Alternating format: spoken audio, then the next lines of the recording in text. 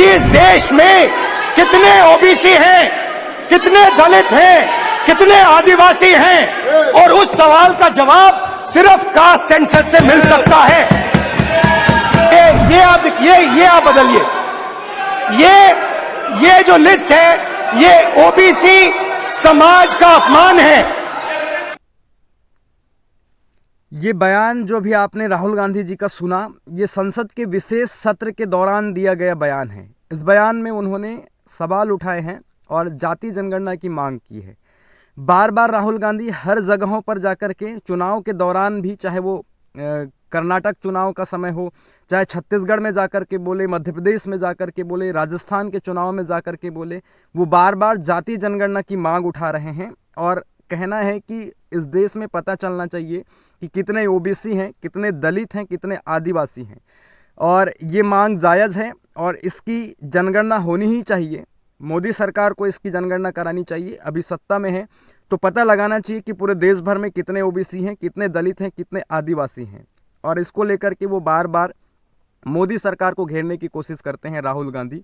संसद में भी इन्होंने सवाल उठाया है और संसद में भी उन्होंने बार बार इस प्रकार की बयानबाजियां दी है। और उन्होंने कहा है, एक सवाल भी उन्होंने संसद के विशेष सत्र में उठाया था कि वर्तमान समय में पूरे देश में 90 सेक्रेटरी हैं जो देश चलाते हैं, और उनमें से मात्र 3 ओबीसी हैं, 3 ओबीसी सेक्रेटरी हैं और बाकी जनरल कैटेगरी से हैं। तो इस प्रकार से आप देख सकते हैं कि वर्तमान में ओबीसी की संख्या देश में सर्वाधिक होने के बावजूद भी किस प्रकार से उनकी संख्या शासन प्रशासन में कम है, यानी कि ओबीसीओं की हकमारी हो रही है। इस पर भी उन्होंने बयान रखा है, इसे भी आप सुनें।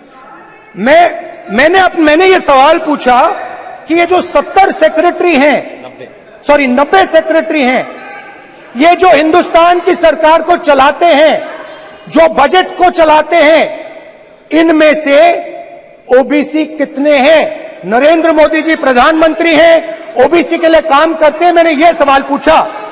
मैं आपको जवाब देना चाहता हूं।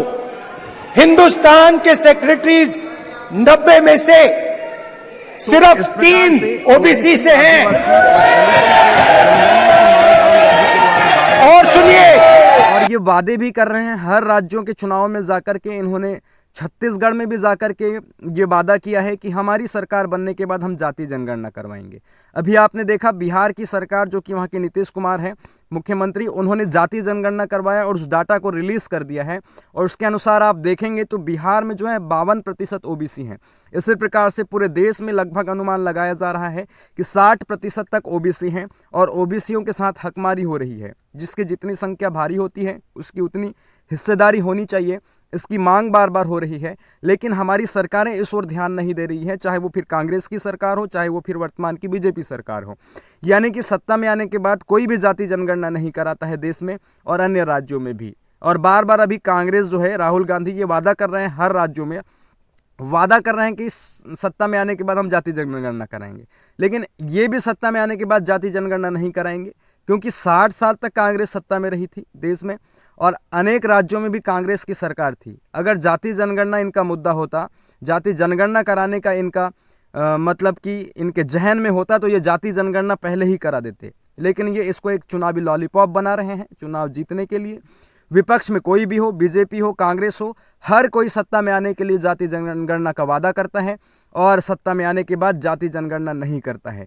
लेकिन इस बार ओबीसीयों को जागना होगा, दलित आदिवासियों को जागना होगा अपने अधिकारों के लिए, और अपने अधिकारों के लिए सड़क पर उतर के जाति जनगणना करवाना होगा। इस बार ओबीसी को जागना होगा। ओबीसी की संख्या सर्वाधिक है और उनकी हक मारी हो रही है, उनके अधिकारों को मारा जा रहा है, छीना जा रहा है। तो इसलिए इस बार आपको जागरूक होना और अपने अधिकारों के लिए सड़क पर उतरना होगा, तभी जाकर के मोदी सरकार जागेगी।